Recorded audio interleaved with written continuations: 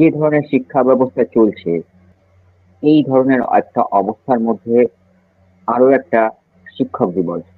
প্রথমে যেটা বলা দরকার যে আজকের দিনটি অর্থাৎ 5ই সেপ্টেম্বর হচ্ছে ভারতবর্ষের জাতীয় শিক্ষক দিবস।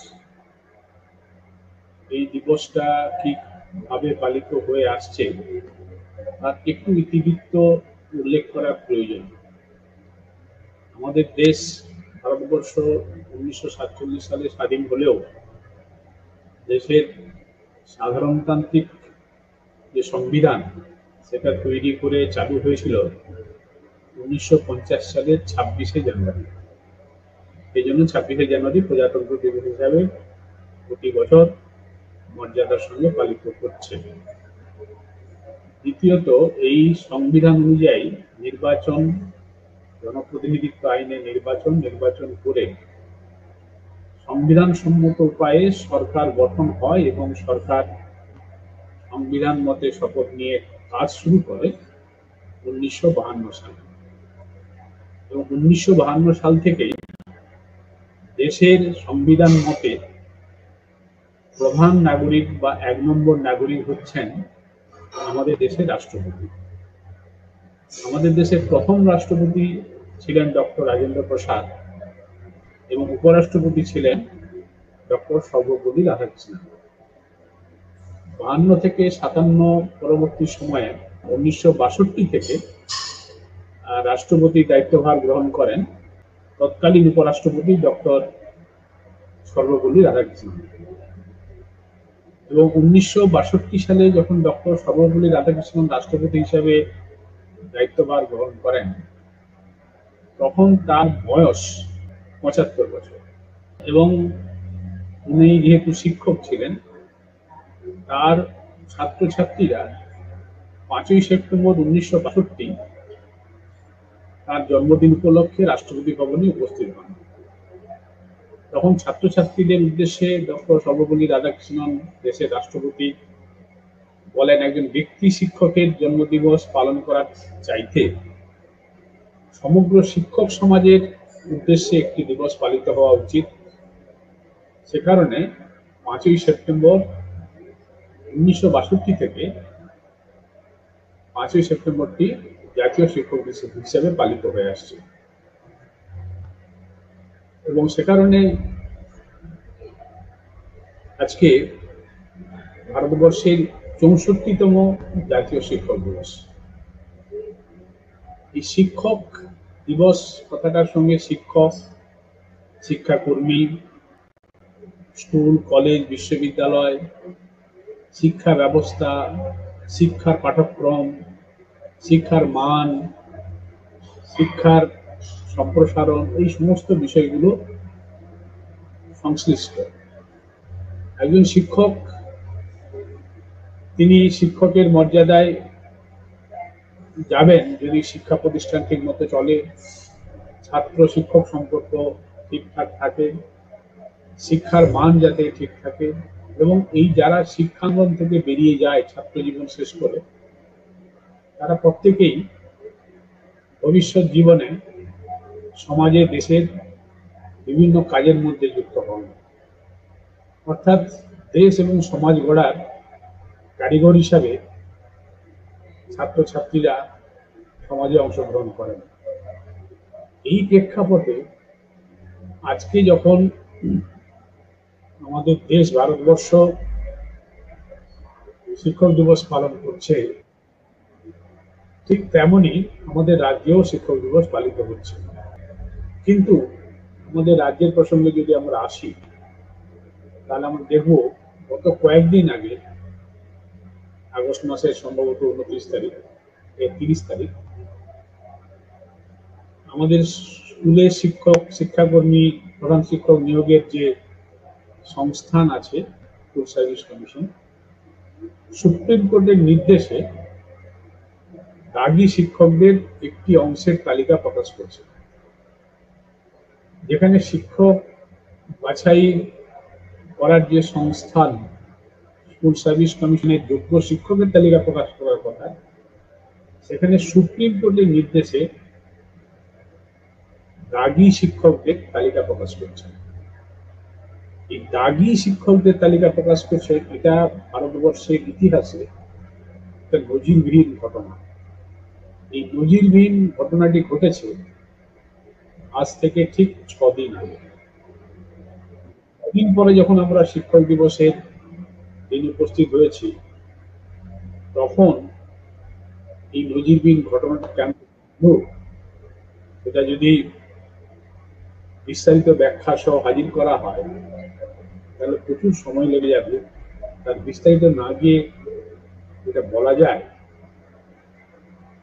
যে রাজ্যের সরকার, আমরা সকলেই এটা জানি যে আমাদের দেশের সংবিধান অনুযায়ী শিক্ষাটি যৌথ তালিকায় আছে, কিন্তু মূলত শিক্ষার দায় দায়িত্ব গ্রহণ করেন রাজ্যের সরকার এবং কিছু অংশে কেন্দ্রীয় সরকার।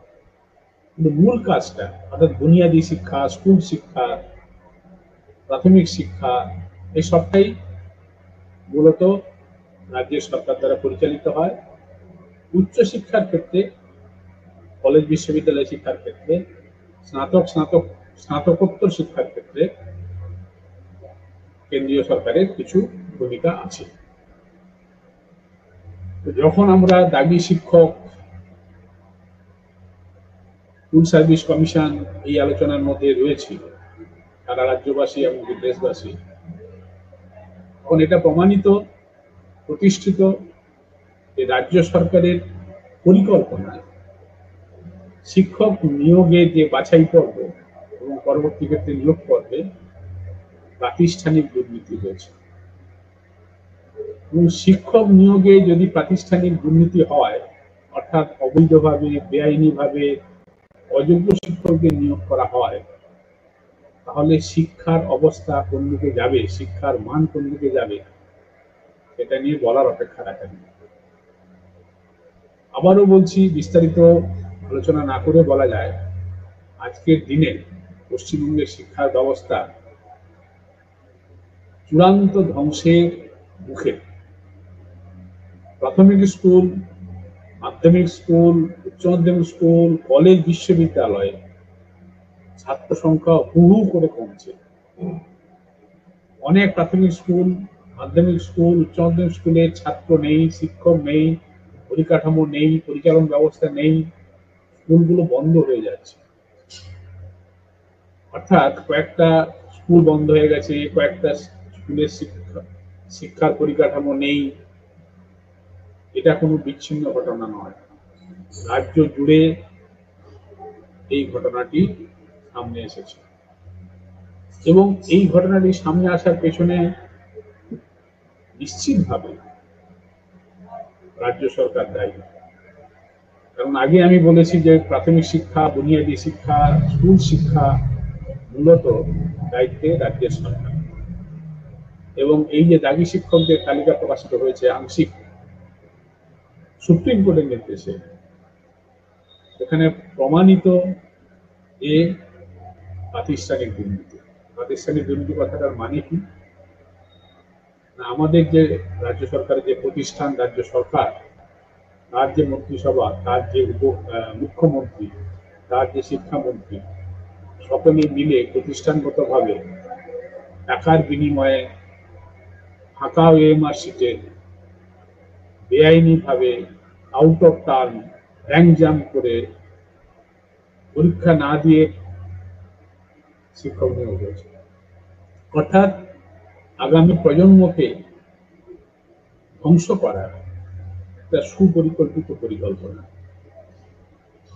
আমি যাদবপুর বিশ্ববিদ্যালয়ে অধ্যাপনা করেছি দীর্ঘদিন, তার আগে মহাবিদ্যালয়ে বা কলেজে অধ্যাপনা করেছি। 65 বছর বয়সে অবসর গ্রহণ করেছি এবং অবসর গ্রহণের পর এই 5ই সেপ্টেম্বর শিক্ষক দিবস আমার জীবনের প্রথম শিক্ষক দিবস। অবসর গ্রহণের পর শিক্ষক হিসাবে শিক্ষা প্রতিষ্ঠানে যখন ছিলাম, তখন শিক্ষক দিবস পালন প্রতি বছর হয়ে এসেছে, আমি অংশগ্রহণ করেছি। শিক্ষক হিসাবে আমি দেখেছি যে বামফ্রন্ট সরকারের আমলে শিক্ষক নিয়োগে যাতে স্বচ্ছতা বজায় থাকে, মেধার ভিত্তিতে শিক্ষক, শিক্ষাকর্মী, প্রধান শিক্ষক, প্রিন্সিপাল, উপাচার্য নিয়োজিত হন, তার জন্য স্বচ্ছ একটা বাছাই প্রক্রিয়া ছিল। কলেজের ক্ষেত্রে কলেজ সার্ভিস কমিশন, স্কুলের ক্ষেত্রে স্কুল সার্ভিস কমিশন। কিন্তু কখনো স্কুল সার্ভিস কমিশনকে দাগী শিক্ষকদের তালিকা সুপ্রিম কোর্টের নির্দেশে প্রকাশ করতে হয়নি। অর্থাৎ আমি যে কথাটা বলতে চাইছি, বিগত সরকার, বিশেষ করে বামফ্রন্ট সরকার, যে সরকারের সময়কালে আমি মাধ্যমিক পাস করেছি, উচ্চ মাধ্যমিক পাস করেছি, কলেজ পাস করেছি, বিশ্ববিদ্যালয় পাস করেছি, পিএইচডি ডিগ্রি অর্জন করেছি এবং শিক্ষকতা করেছি স্কুলে, কলেজে, বিশ্ববিদ্যালয়ে, দেখেছি যে গ্রামে গ্রামে প্রাথমিক স্কুল তৈরি হচ্ছে, মাধ্যমিক স্কুল, উচ্চ মাধ্যমিক স্কুল, কলেজ, বিশ্ববিদ্যালয়ের সংখ্যা বাড়ছে, তার সঙ্গে ছাত্রছাত্রীর সংখ্যা বাড়ছে, স্কুল কলেজের শিক্ষার মান উন্নয়নের জন্য ধারাবাহিক প্রচেষ্টা চলছে, ছাত্রছাত্রীরা পাশ করে বিভিন্ন রাজ্যে, দেশে ছড়িয়ে যাচ্ছে বিভিন্ন কাজে।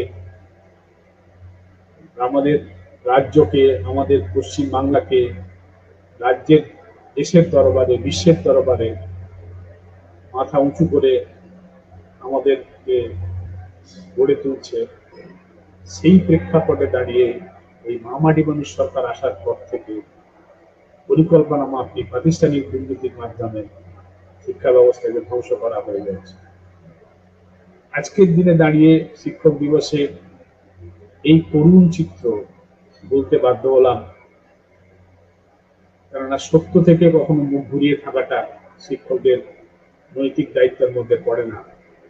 অবসরপ্রাপ্ত শিক্ষক হিসাবে এই করুণ দশাটা আগে আমি উল্লেখ করলাম এবং তাই ব্যথাতুর হৃদয়ে আজকের শিক্ষক দিবসে আগামীর দিকে তাকিয়ে আছি, কবে কোনজন কিভাবে এই অবস্থার পরিবর্তন ঘটাবে, এখানে আবার স্কুল, কলেজ, বিশ্ববিদ্যালয়ের সংখ্যা বাড়ুক না বাড়ুক, ছাত্রছাত্রীর সংখ্যা বাড়বে। স্কুল, কলেজ, বিশ্ববিদ্যালয়ের ক্যাম্পাসে ছাত্র সমাগম, ছাত্র কোলাহল, ছাত্রদের ছাত্র শিক্ষক সুসম্পর্ক, ছাত্র শিক্ষার মান উন্নয়ন এবং শিক্ষান্তে সকলের কর্মসংস্থান এবং তারা কাজের মধ্য দিয়ে দেশ এবং সমাজ গড়ার কারিগর হিসাবে প্রতিষ্ঠিত হবে, সেই দিনের অপেক্ষায় চেয়ে আছি। ইতিহাসের শিক্ষা আজ হোক কাল হোক, এই করুণ দশা, এই করুণ চিত্র এক জায়গায় অবসান হবে, আবার নতুন করে নতুন কেউ এসে এই শিক্ষা ব্যবস্থাকে পুনরুদ্ধার করবে, আবার শিক্ষকের সম্মান মর্যাদা প্রতিষ্ঠিত হবে। সেদিন শিক্ষক দিবস পালনের তাৎপর্য, যেটা 1962 সালে নতুনভাবে জাতীয় শিক্ষক দিবসে শুরু হয়েছিল, সেটা আবার পুনঃপ্রতিষ্ঠিত হবে।